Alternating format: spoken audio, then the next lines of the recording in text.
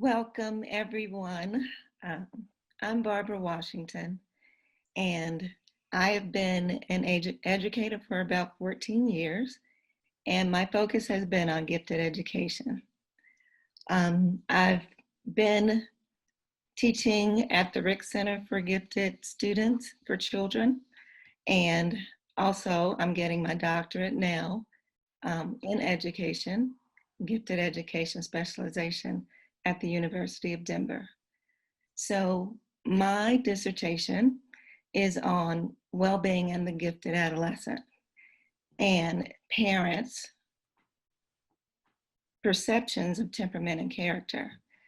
And that is why I am so invested and passionate about mind, body, and soul. And just feel very, very enthused to share that with you today. So I'll turn it over to Rebecca. Hello, everybody. Thank you, Barbara.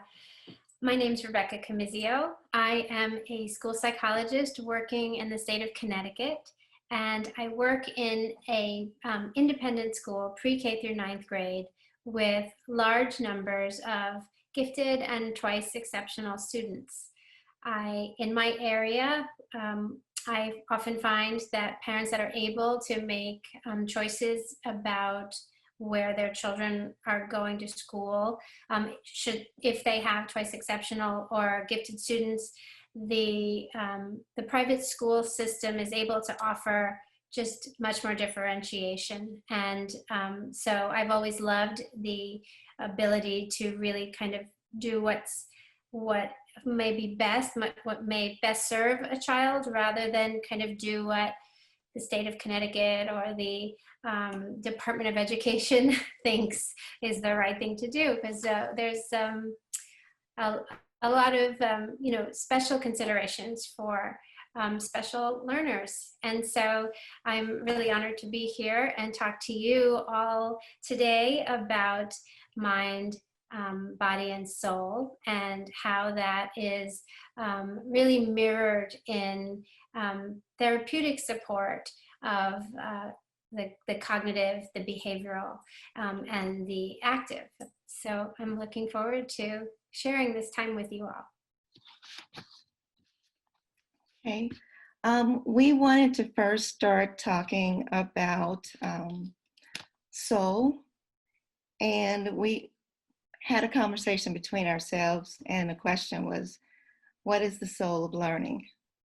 So I would like to briefly talk about 3 things during our time today related to the heart and soul and the emotional part of learning, and how we can foster that within the classrooms. So those 3 things would be helping students in transcending challenges they might have, social and emotionally, growing in awareness, and connecting with self, others, and nature. And if we look for an answer to that question, what is the soul of learning? We would need to also ask the question, what is the mind, body, and soul of learning? Because it's all connected. And this is a question that we need to ponder as individuals and then share to find a common ground. I could give you what I think, but it's very important for us to figure out these things and think about them deeply, because we all are individuals. So I want to ask you to consider how to support students in the classroom and beyond the classroom. Yes, we want them to be successful in their academics, but we also want them to be able to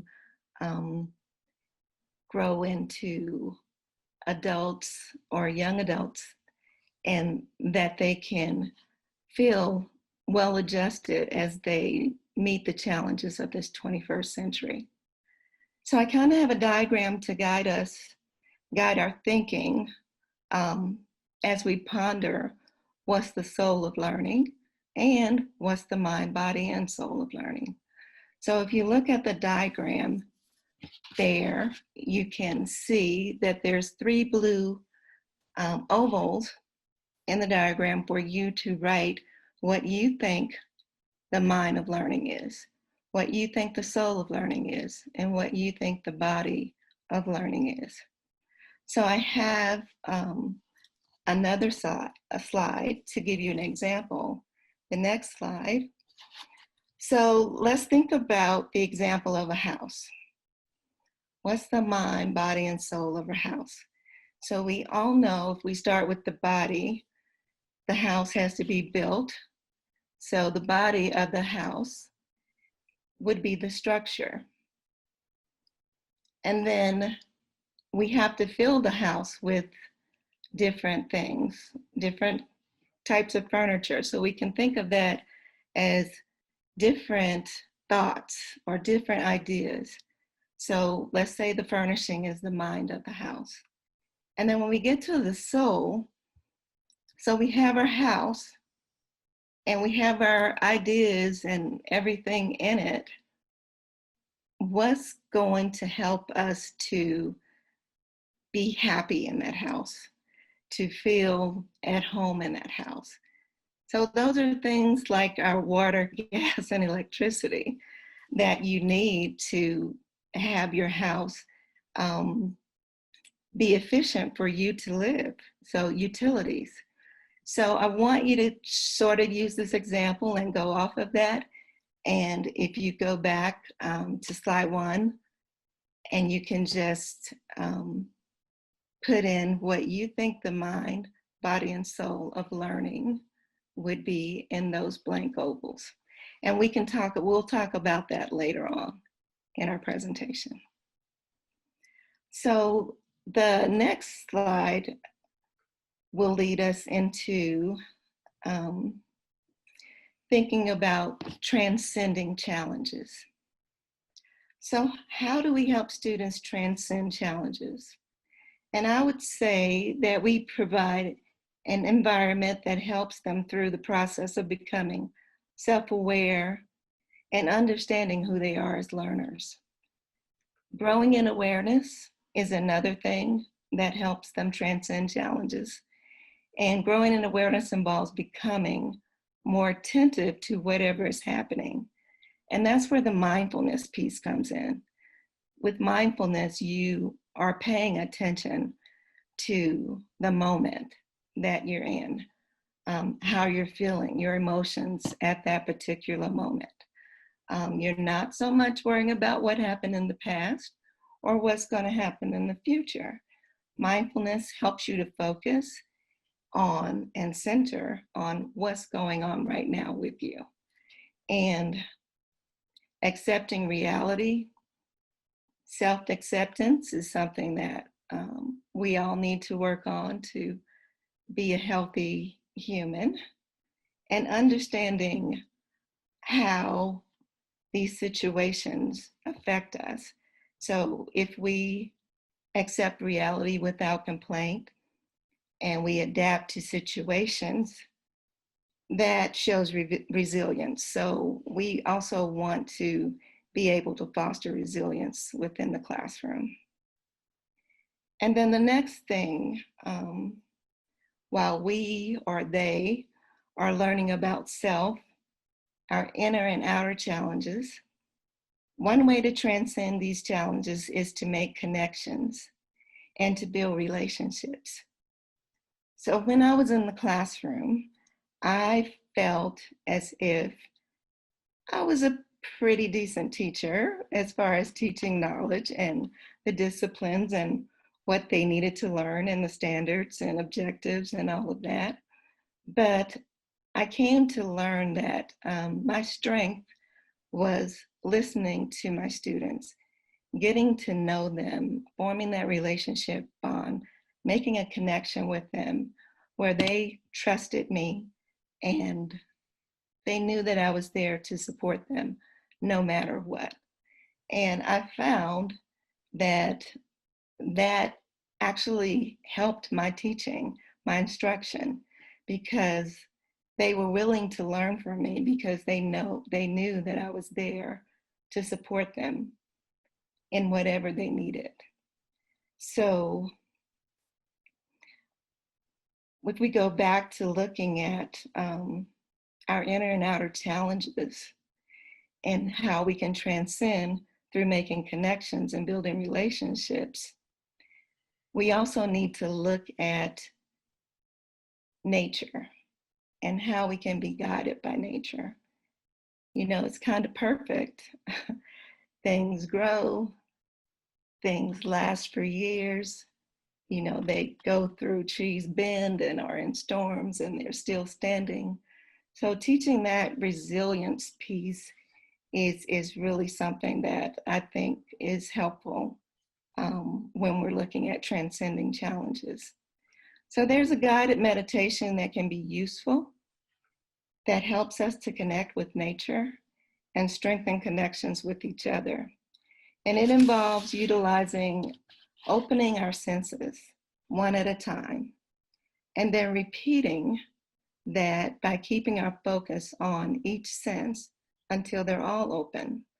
So you would start from the bottom up with touch, moving to taste, moving to smell, hearing, and then finally vision.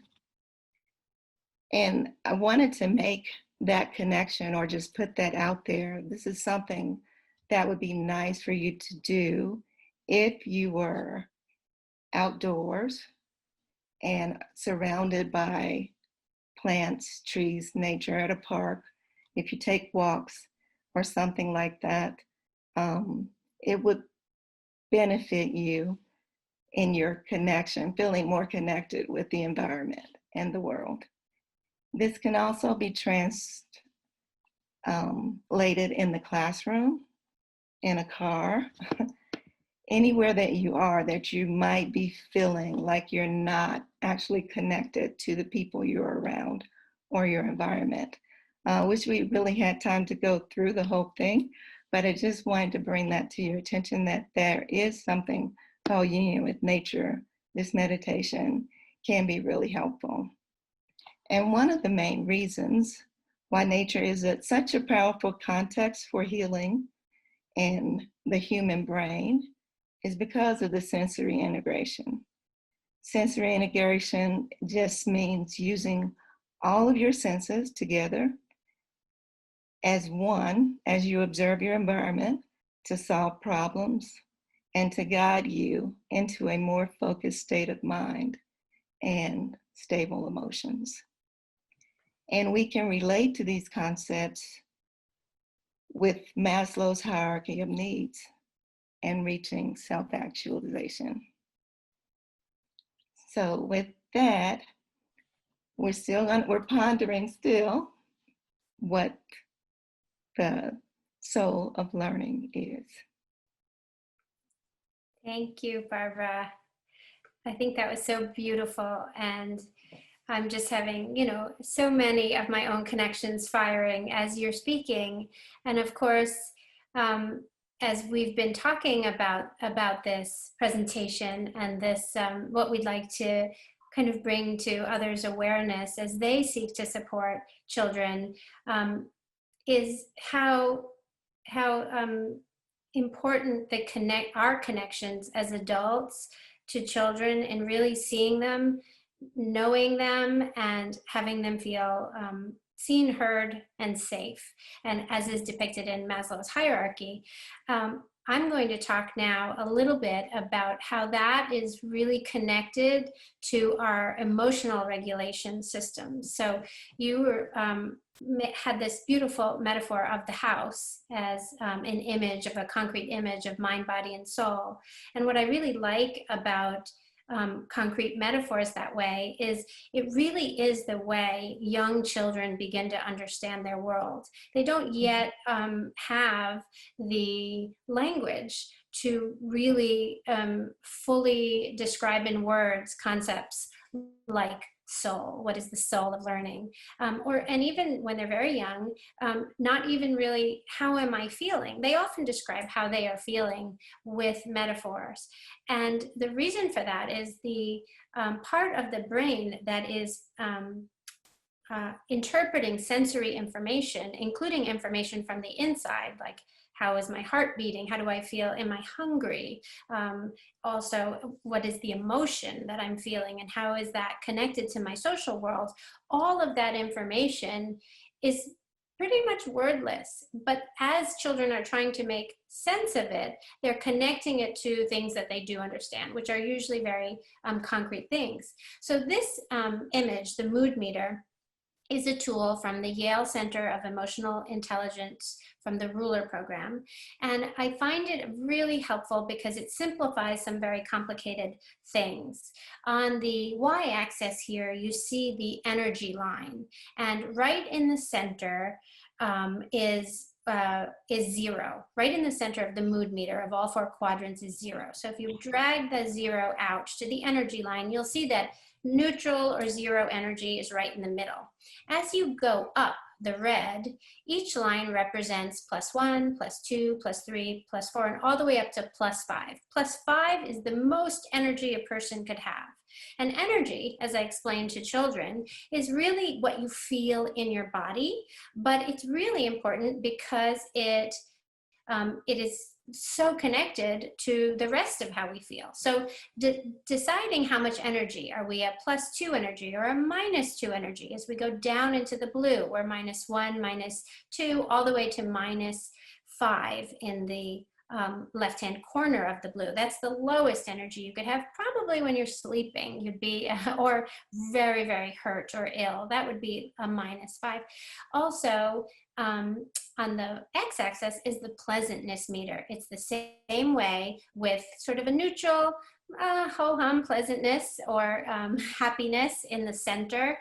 And then as we move toward the green and the yellow side of the mood meter, we get more and more pleasant, and it's more and more unpleasant as we move farther into the red and blue. The mood meter is designed to help students recognize emotions in themselves and in others, and to develop strategies for regulating those emotions. It provides students with language to talk about feelings. We can mark ourselves on the mood meter before a learning activity to acknowledge and become aware of the place that we are and how we feel.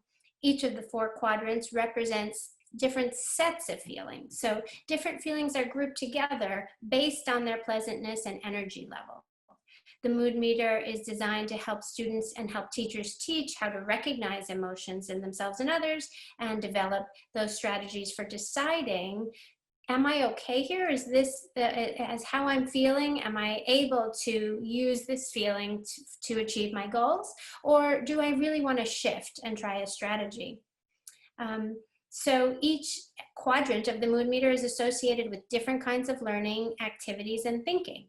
When students are in the yellow, they may experience emotions that promote creative thinking and the generation of new ideas. The yellow quadrant is high on pleasantness and higher on energy. So that those kinds of activities include brainstorming, energetic group activities, creative problem solving. These are all best done in the yellow zone. Teachers can use that to create a yellow mood in the classroom if those are the activities they'll be working on.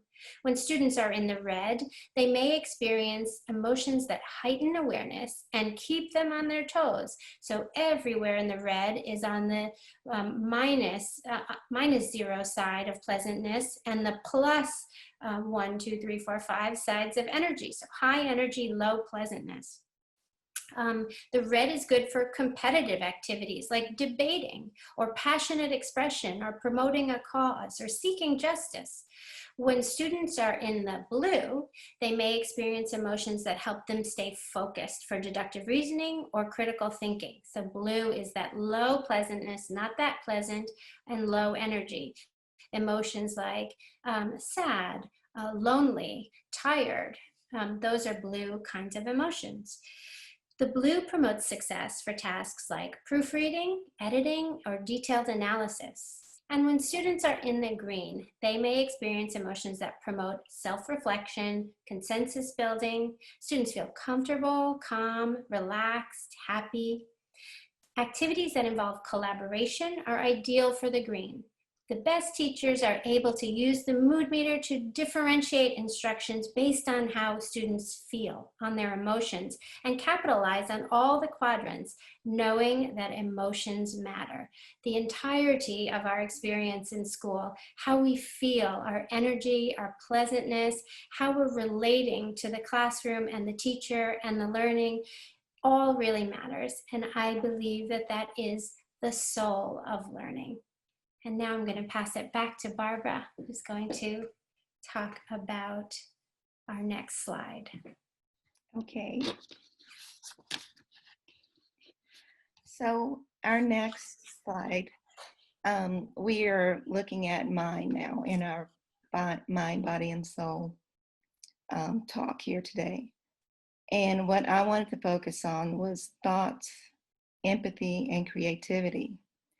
And the slide you're looking at has to do with design thinking. And what I wanted to do was, since when we think about mind, we think about intelligence and intellect and thinking and doing and all of those things that go along with the academic learning each day. So I wanted to try to present an activity that teachers could use in their classroom, one that I have used in the past. And what we did was we picked a service-oriented project, or you might say we picked something that we wanted to try to design differently to meet the needs of the people that were using it. So we chose a shopping cart or a grocery shopping cart. And within this, if you look at the slide, so you want to come up with what you want to solve. So in order to do that, we needed to figure out how this shopping cart is actually used by individuals. So we took a little field trip to a Safeway that was close to the school. And kids were walking around with clipboards. So might have been a little bit odd, but they observed how mothers used the cart and how they had a purse, a child, sometimes a Starbucks drink, and a phone, and all of these things. They also took some questions, made some questions with each other in groups, and went home and asked their family members. They kind of did interviews to see what they thought they needed in a shopping cart. So with this, they're learning empathy, and they're learning to think about what it is that others need. Because when we first started the project, everybody had an idea of what they thought it should look like, what they thought we should do to change the design. And these were all things that they wanted, not what others wanted. So I found it very interesting that after we went through this whole design process, as you see on the slide, how their thinking changed when they started to think about the needs of others. And we tried to keep that going within the classroom as we did things day to day to consider others and have empathy for others' needs.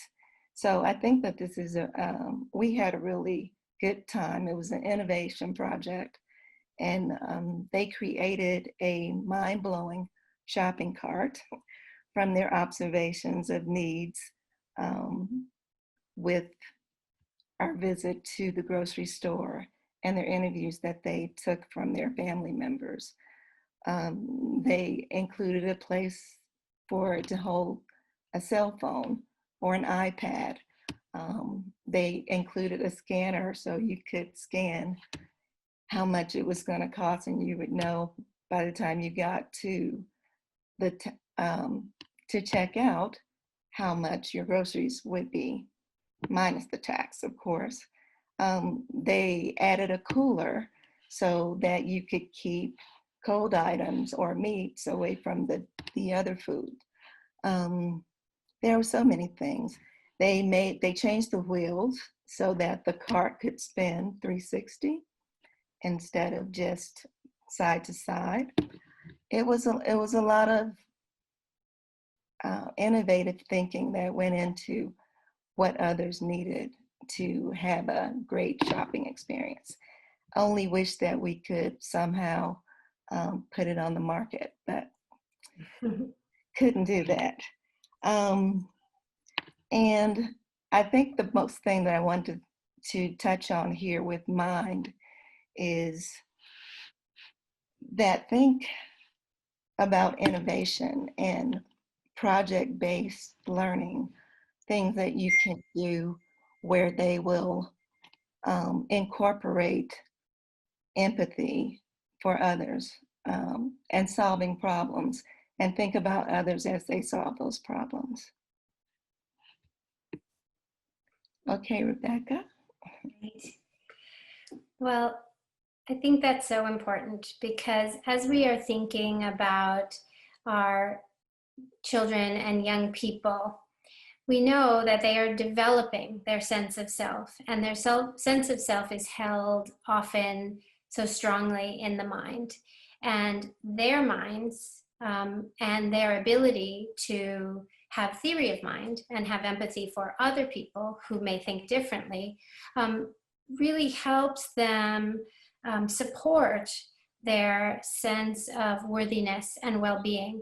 So especially when we are thinking about our more vulnerable students, which include marginalized youth and twice exceptional learners, we want to make sure that we support kids to understand that often our thinking is colored by a perspective, and that may be a perspective we've absorbed from the larger community or the larger culture, or television or media, or it may be something more authentic, colored by a feeling that we're having. So when I work with students, this sketch of mine, which luckily didn't go into any art related fields, but I do draw often with kids. This is basically a cognitive behavioral triangle. And what that means is I help students understand that our thoughts are really, really dependent and connected on our feelings and our actions. And often we think that a situation causes our feeling that, oh, Johnny didn't sit with me at lunch, and so I am sad. The truth is, if that were true, if the situation caused the feelings, then every single person that Johnny didn't sit with would feel sad, would feel the exact same way in the exact same situation. But the way the child is thinking about the situation is creating the feeling of sadness, is creating the actions, which might be to pull away from Johnny, or to isolate himself, or not to talk, to tell someone how he feels. And in that way, kids and adults can get stuck in these cycles of unhelpful or just challenging thoughts and feelings. So by really being able to identify, how are we thinking about this? How are you looking at this situation? Not only for me or for a student themselves, but to be able to have empathy, to put themselves in someone else's shoes and say, how might that person experience this situation? Because it's got to be different, because we're individuals. So how can I try to understand what someone is thinking? And for young children, just the explanation of what thinking is a process of understanding and learning. A lot of times I say, have you ever had a song stuck in your head? And so many kids have had that experience. Often it's The Wheels on the Bus or some preschool song that when they hear it, it just goes in a loop. And I can tell them, well, that's a lot like thinking. Sometimes we notice what we're saying to ourselves in our brains, and sometimes we don't even notice. It just feels true. So we can be like detectives and explore, what am I saying to myself right now? And is it helping me feel my best, or be my best, or make a choice and action that serves me? Or do I need more help? Or am I stuck? Am I stuck in this really challenging, uncomfortable feeling? And it's also very much like helping them identify their needs on Maslow's hierarchy. What is the foundational need? And as adults, if we can identify, are there physiological needs? Are there needs of safety? Are there needs of belonging that we can provide or support or encourage as a team? Then we can help kids really increase their self-awareness and their courage to truly be themselves and think about things in ways that help them achieve their goals and overcome obstacles and be resilient. And we are now going to move right on to body. Okay. I think actually that's me. Again, and I just like this image. It's it's an example of behavioral activation.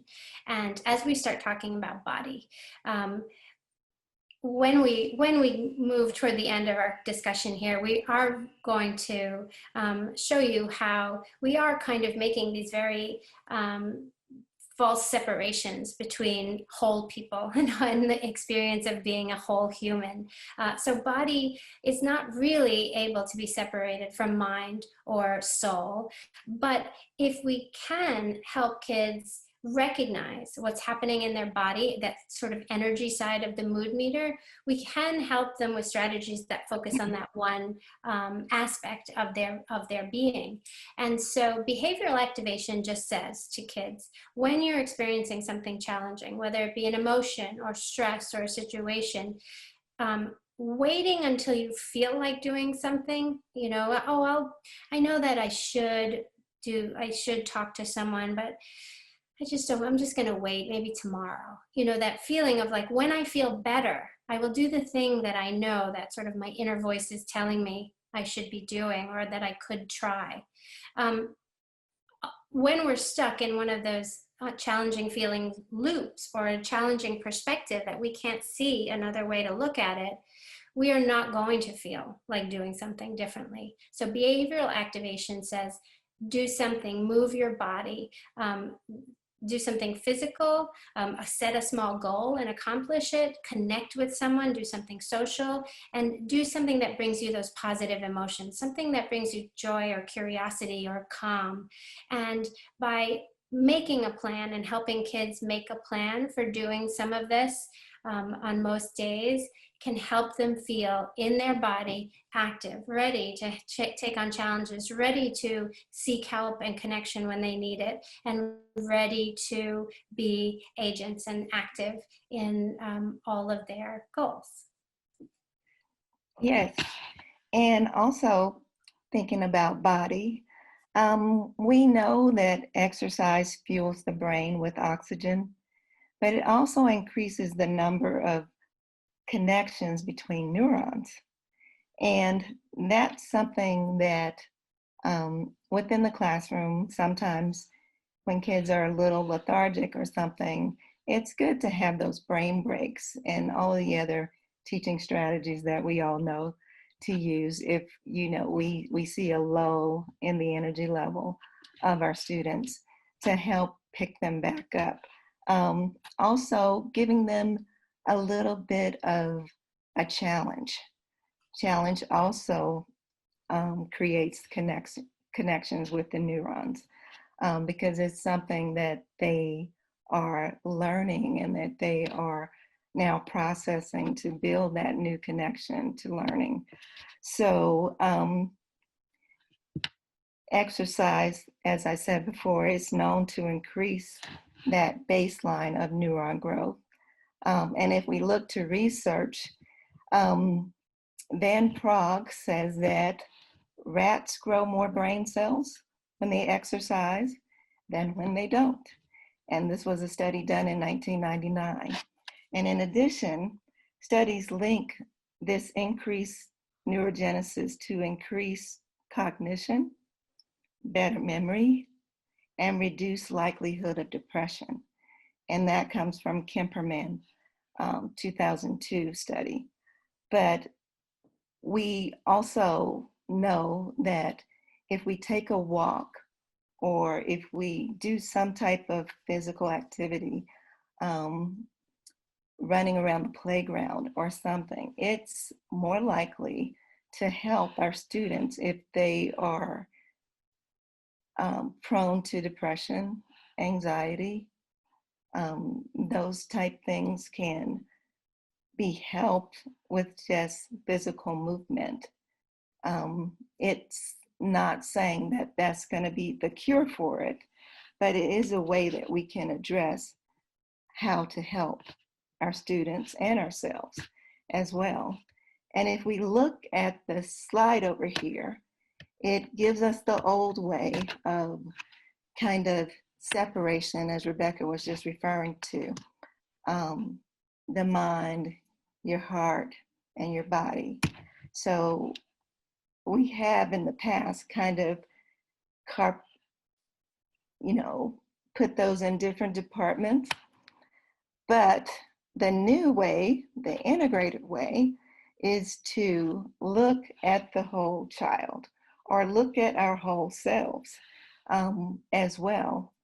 And our emotions, our mind, our thinking, our body, our movement, it all helps to create a holistic view of learning and of living and of being as we navigate all of the things that we have to in this 21st century. Yes. And another, I think, beautiful image of whole people, whole children, is this image from the Chan Zuckerberg Initiative. And it represents the idea that learning is a social process, and the evidence supporting the importance of relationships, including community and mentorship, in connection to students' academic and social emotional outcomes continues to build. Students don't learn in a vacuum.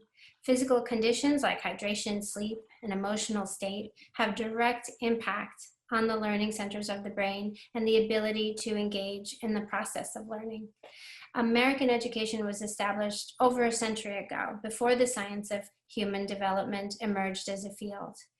Whole child work is dedicated to accelerating the integration of what we know about the science of human development in education. Grounding education in developmental psychology and human development means taking a whole child approach to learning that accounts for the many different ways in which young people grow. And this graphic shows the areas critical to learning and development, representing an expanded definition of student success and well-being. I agree. Just looking at a few things, the mental health portion, social emotional development, the identity development is so key, especially in adolescence. Then academic development, they all want to be successful, and we want them to be successful. And these are ways that we can help other than the learning of the academic piece. We can give them tools to help them along with their learning. And if we look at or ask the question, how do we integrate these three aspects of being in order to teach children, mind, body, and soul? If you think back or look back on what we've said so far,